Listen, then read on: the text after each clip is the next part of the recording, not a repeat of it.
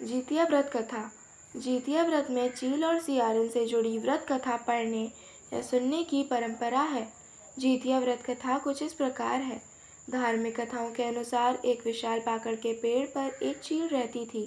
उस पेड़ के नीचे एक सियारन भी रहती थी। दोनों पक्की सहेलियां थीं।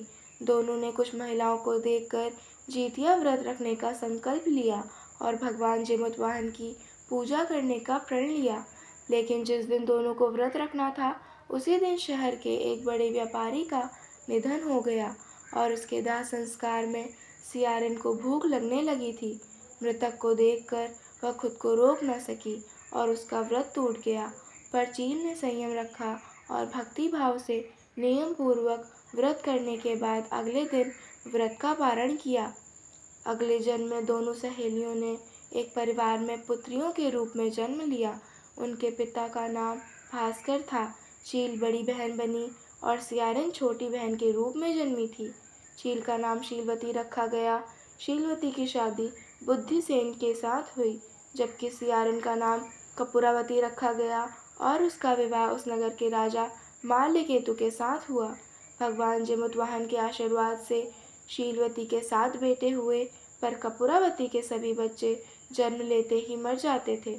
कुछ समय बाद शीलवती के 7 पुत्र बड़े हो गए और सभी राजा के दरबार में काम करने लगे। कपूरावती के मन में उन्हें देखकर जलन की भावना आ गई। उसने राजा से कहकर सभी बेटों के सर काट दिए।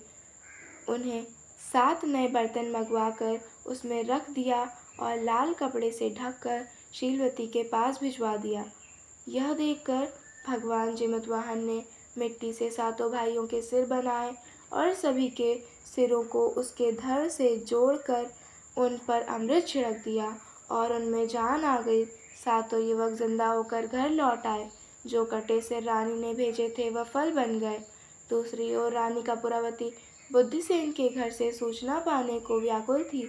जब काफ़ी देर तक सूचना नहीं आई तो कपूरावती खुद बड़ी बहन के घर गई। वहाँ सबको जिंदा देखकर वह सन्न रह गई। जब उसे होश आया तो उसने सारी बात अपनी बहन को बताई। कपूरावती को अपने किए पर पछतावा हुआ। भगवान जिमुतवाहन की कृपा से शीलवती को पिछले जन्म की सभी बातें याद आ गई। वह कपूरावती को उसी पाकड़ के पेड़ के पास ले गई और उसे सारी बात बताई। कपूरावती बेहोश हो गई और मर गई। जब राजा को इसकी खबर मिली तो उन्होंने उसी जगह पर जाकर पाकड़ के पेड़ के नीचे कपूरावती का दाह संस्कार किया। बोलो जिमुतवाहन भगवान की जय। वीडियो पसंद आए तो वीडियो को लाइक, शेयर और चैनल को सब्सक्राइब करना ना भूलें।